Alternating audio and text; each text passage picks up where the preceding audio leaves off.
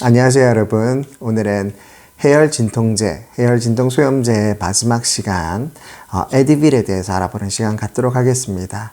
앞서 소개한 영상에서 타이레놀 그리고 아스피린에 대해서 말씀드렸었죠. 오늘은 다음 영상과 함께 마지막으로 이 여러분 약장이나 집에 하나쯤 있으실 에드빌에 대해서 말씀드리는 시간 갖도록 하고, 다음 영상의 거의 마지막에는 에드빌보다는 인기가 없지만 약국에서 흔히 선반에 바로 나란하게 놓여있는 얼리브라고 하는 약, 네프록센이라고 하는 약인데, 그 약과 비교해서 어떤 게 차이가 있는지 대부분 모르시고 사시거든요. 광고도 거의 안 하고 거의 딱 보면 똑같은 이름에 에드빌, 얼리브 이름도 비슷해요. 그쵸? 그러니까 그런 약들이 차이점을 모르고 사시는데 분명히 다른 약입니다. 그 차이점에 대해서 제가 오늘과 지난 다음 시간에 걸쳐서 한번 짧게 그리고 굵게 한번 설명드리는 시간 갖도록 하겠습니다. 제 맨 첫 번째 소개해드렸던 타이레놀은 해열 진통제지 해열 진통 소염제가 아니라고 말씀드렸습니다. 클래스가 다른 거예요. 약을 바라볼 때는 클래스를 바라봐야 되는데, 일단 타이레놀은 클래스가 다른 약물이고, 지난 시간에 소개해드린 아스피린, 그리고 오늘 소개할 이 에드빌, 그리고 다음 시간에 소개할 얼리브라고 하는 이 세 가지 약물은 클래스가 같습니다. NSAID라고 하는 NSAID라고 하는 약물의 계통입니다. 이게 한국말로 풀었으면 비스테로이드성 해열 진통 소염제를 이야기합니다. 스테로이드는 아닌데 해열 진통과 그리고 소염 작용, 즉 염증을 다스리는 작용이 있다라고 알려진 약이죠. 실제로 통증이나 대부분의 열들은 염증 반응으로 일어나는 경우가 태반입니다. 그래서 이렇게 염증을 다스리느냐 다스리지 않냐가 꽤 중요하고요. 그런 의미에서 타이레놀은 제가 방금 말씀드린 이 세 가지 약과는 다른 클래스고, 그럼에 있어서 분명히 다르게 취급돼야 되는 약물이기도 합니다. 그런데 일상생활할 때는 분명히 타이레놀이 가장 안전하고 여러분들이 가장 쉽게 접할 수 있고, 그리고 안전하기 때문에, 그리고 효과도 확실하기 때문에 여러분들의 가정에서 가장 상비약으로 많이 쓰이지 않나 그런 생각 듭니다.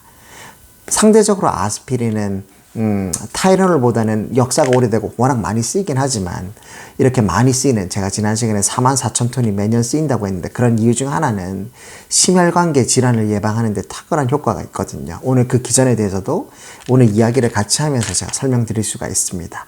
그런 의미에서 병원에서도 많이 처방되는 이유가 있기 때문에 유독 많이 팔리는 것이지, 실생활에서 여러분들이 마트 가시면 주로 타이레놀에 눈이 먼저 가실 겁니다. 빨간 표지에 여러분들이 꽤 친숙하신 그 타이레놀에 손이 많이 가시는데, 오늘은 어떻게 이렇게 에드빌하고 타이레놀하고 아스피린이 이렇게 다른지도 제가 곁들여서 이렇게 설명드리도록 하겠습니다. 그렇다면 제가 오늘 말하고자 하는 이 에드빌에 대해서, 여러분들 약장에 하나씩 있으실 에드빌에 대해서 친근하지만 한번 풀어 설명하는 시간 갖도록 하겠습니다. 약간 어려운 내용이 잠깐 들어갑니다. 이것만 견뎌주시면 좋겠습니다. 꼭 설명하고 넘어가야 되거든요. 왜 타이레놀과 지금 설명할 이 아스피린과 에드빌이 다 다른지 설명하려면 한 가지의 간단한 약학적 그리고 의학적 설명이 필요합니다. 이것만 견뎌주십시오. 콕스라고 하는 사이클로옥시저네이즈라고 하는 이렇게 효소가 있습니다. 이 콕스를 억제하는 작용이 있는데, 이게 콕스에는 콕스1이 있고 콕스2가 있습니다. 이걸 억제하는 기전이 바로 진통제의 기전입니다. 자, 타이레놀부터 전부 다 똑같아요. 콕스라고 하는 COX 1과 2가 있는데, 이 둘을 억제하면 해열 진통 소염 효과가 나타납니다. 그런데 타이레놀은 주로 중추신경계에서만 이 콕스를 억제합니다. 그러니까 뇌나 이 위쪽이죠. 말단 신경이라 이런 거는 상관없어. 그러니까 신경통이라든지 말단에 염증이 생긴 거나 이런 건 전혀 효과가 없어요. 그러니까 신경통, 관절염 이런 거에는 그래서 효과가 없는 거예요. 주로 중추신경. 그러니까 저 위쪽이니까 뇌에 열이 난다거나, 그리고 머리가 아프다거나, 그러니까 두통이죠. 그러니까 이런 거에 탁월한 증상을 호전을 보이지만, 말단에 있는 통증, 너무 관절이 아프다, 너무 온몸이 아프다, 이런 거에는 그렇게 크게 관련이 없습니다. 그럼 다음, 지난 시간에 소개한 이 아스피린은 어떠냐? 콕스1과 콕스2를 동시에 둘 다 거의 억제를 해주는 효과가 있습니다. 그런데 아셔야 되는 건 첫 번째, 콕스1은요 주로 위장 점막을 보호하는 기능으로 쓰여요. 그리고 피딱지가 잘 지게 하는, 혈소판이 응집되게 하는 그런 효과가 있거든요. 근데 콕스 이 원을 억제하면 어떻게 되겠어요? 위장 점막을 보호해주는 기능은 상실되고, 그리고 피딱지를 잘 응집되게 하는 기능이 사라지니까 피가 묽어지겠죠.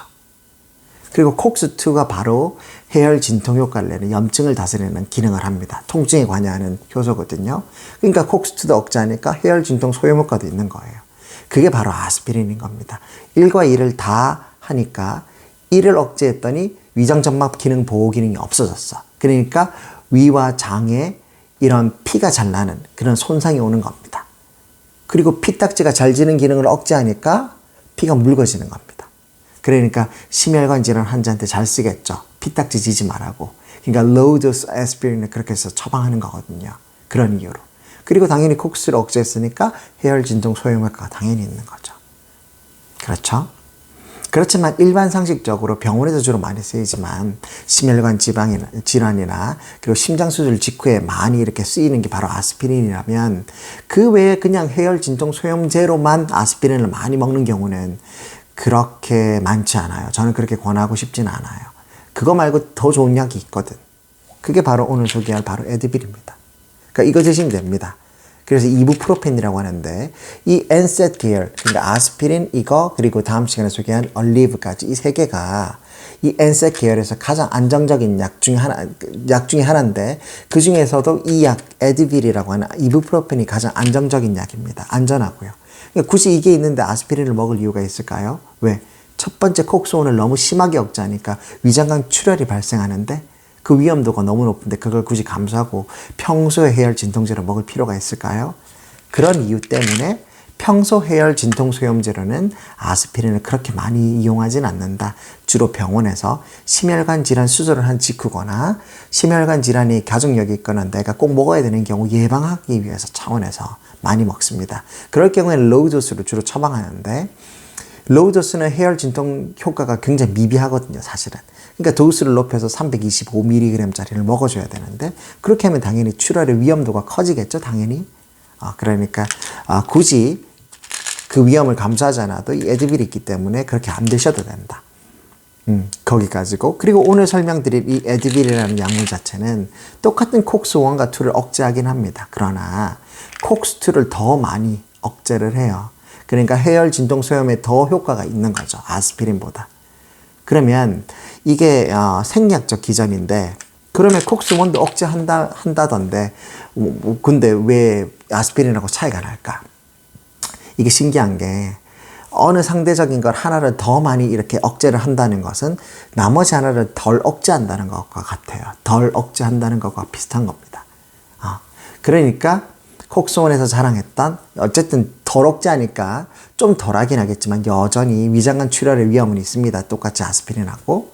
근데 두 번째는 피딱지가 잘 지게 하는 작용을 덜 억제하니까 여전히 피딱지는 지는 거예요. 근데 상대적으로 콕스2라고 하는 걸 너무 많이 억제하니까 콕스2를 억제할 게 없어지는 거지. 그러니까 이 피딱지가 잘 진다는 거는 혈소판이 응집이 잘 되고 그러면 이제 혈관을 막는다는 뜻이에요. 그러니까 상대적으로 이런 위험이 좀 더 커요. 그래서 심장 수술을 한 사람들, 주로 CABG라고 그러는데 CABG, 이게 관상동맥 우회술이라고 하는 거거든요. 스텐트를 받거나 이런 거. 그러니까 그런 협심증이 있는 사람들한테 하는 건데 이런 수술한 직후에는 절대로 에드빌 같은 걸 드시면 안 됩니다. 그리고 아스피린과 다르게 이런 심혈관 질환을 예방하기 위해서 이게 에드빌을 절대 드시면 안 돼요. 다른 기전이야. 그때는 아스피린이 있는 거죠. 아스피린이 콕스1을 억제해 주니까. 근데 에드빌은 주로 콕스2를 억제하기 때문에 아스피린하고는 다른 겁니다. 그러니까 아스피린보다는 훨씬 해열 진통 소염 효과가 더 큰 거죠. 그런데 피딱지를 묽게 해주는, 피를 묽게 해주는 기능은 아스피린보다 훨씬 덜하고 오히려 연구 보고나 이런 논문에 보면 좀 더 많이 이거를 위험도에 노출시킨다. 그렇게 되어 있어요. 그렇기 때문에 병원에서는 절대 이렇게 에드빌을 잘 처방하지 않습니다. 해열 진통제로만 쓰지. 그러니까 에드빌은 민간에서 해열 진통 소염제로 쓰고 아스피린은 병원에서 주로 쓰이는 겁니다. 의료 환경에서. 아시겠죠? 그런 게 있고 있습니다. 네프록센은 이제 다음 영상에서 제가 그러니까 얼리브라고 하는 건 마치 그 다음 시간에 제가 짧게 설명드리도록 하겠습니다. 그러면 이 오늘 설명드리는 에드빌에는 종류가 단지 이거 하나밖에 없느냐? 아닙니다. 종류가 몇 가지가 있어요. 그리고 정말 많아. 태블렛, 캡슐렛, 젤 타입의 캡슐도 있고 많은데 그런 거 다 각설하고 첫 번째 기본형부터 하죠. 첫 번째 기본형은 당연히 에드빌이겠죠. 에드빌 기본형 200mg짜리를 기본형이라고 합니다. 하루 최대 2400mg까지 먹어도 돼요. 그러니까 총 12알까지 먹어도 되는 거예요. 근데 이 에드빌이라고 하는 거는 굉장히 short acting이거든요. 단기간에 바로 작용을 해요. 아주 좋은 통증 치료제죠. 바로바로 반응하니까. 그러다 보니까 방광기가 약효 기간이 짧아. 그래서 4시간에서 6시간 간격으로 먹을 수가 있어요. 한 번에 2알씩. 그러면 한 4시간에 한 번 먹으면 6번 먹을 수 있으니까 2알씩 12알이 되래. 그래서 최대 12알까지 하루 먹을 수 있는데 이걸 최대 용량으로 하지만 최대까지 먹는 사람 별로 없거든요. 최대까지 먹었을 때 이렇게 며칠 먹었을 때 위장관 출혈의 위험이 있는 거죠. 그런데 이걸 절반 정도로 줄여서 한 1200까지 먹어서는 그런 큰 위험은 없어요. 내가 다른 NSAID 계열의 똑같은 계열의 약을 같이 복용하지 않는다면야 그렇게 많이는 없습니다. 그냥 그렇게 아시면 되고요. 그리고 두 번째는 바로 이렇게 에드빌 기본이 있다면 두 번째는 요즘 가장 뜨고 있는 거예요. 여러분들이 요즘 약국에 가시면 흔하게 볼 수 있는 거 에드빌 듀얼 액션이라고 있습니다. 듀얼, 두 개의 액션이라는 거예요. 뭘까요? 이 에드빌하고요. 그러니까 아이부프로펜이라고 하는 약하고 바로 타이네롤의 성분인 아세트아미노펜하고 섞은 겁니다. 자, 클래스가 다른 거 두 개를 섞었죠. 제가 앞서 말했지만 같은 클래스 두 개를 먹으면 부작용이 커져서 안 돼요. 약을 섞을 땐 다른 계열의 약물을 서로 섞는 거예요. 이때 섞을 때 타이레놀은 가장 기본이 되는 약일 수밖에 없어요. 왜? 다른 클래스보다 가장 원초적이고 가장 스탠다드하고 부작용이 상대적으로 적거든. 간독성이 있긴 하지만 간독성이 생길 만큼 4000mg까지 하루 먹는 사람 별로 없어요. 그러다 보니까 가장 안전적인 이 약을 기본으로 모태로 해서 뭘 섞는 거야. 그게 바로 여기서는 지금 이부프로펜, 에드빌이 된 거예요. 섞어서 이름을 에드빌 듀얼 액션이라고 한 겁니다. 두 가지 액션을 같이 하는 거죠. 아세타이레놀과 에드빌이 섞인 겁니다. 자, 여러분 한번 생각해 봅시다. 두 가지 약물을 섞으면 어떤 작용을 할까요?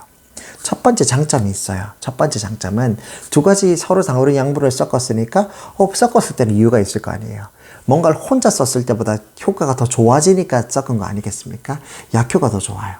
두 번째, 부작용의 우려가 더 적어지죠. 왠 줄 아세요?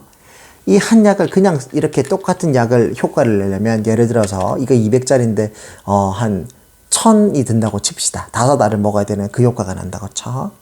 그러면 부작용 위험은 너무 커지죠. 그렇죠?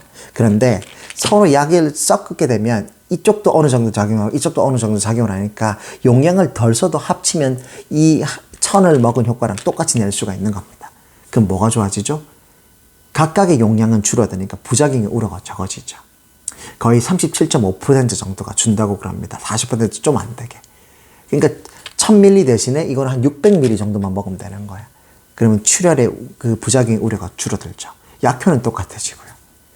이게 바로 약학적인 미학입니다. 약을 섞고 배열하고 이렇게 실험을 통해서 배열을 통해서 약효를 검증하고 안정성을 테스트하는 거죠. 그게 굉장히 요즘 많이 뜨는 약이라고 생각합니다. 비율은 아세트아미노펜 250에다가 에드빌 이 아이부프로펜은 125 섞은 거 2대1 비율로 가장 안정적이게 섞은 겁니다. 그리고 마지막으로 소개해드릴 약이 있긴 한데 그거는 이제 다음 시간에 다음 영상에서 바로 말씀드리도록 하겠습니다. 그 약과 더불어서 이 에드빌과 그리고 얼리브의 차이점까지 바로 다음 영상에 이어서 설명드리고 마지막 진통제 영상을 마치도록 하겠습니다. 다음 시간에 봅시다. 안녕.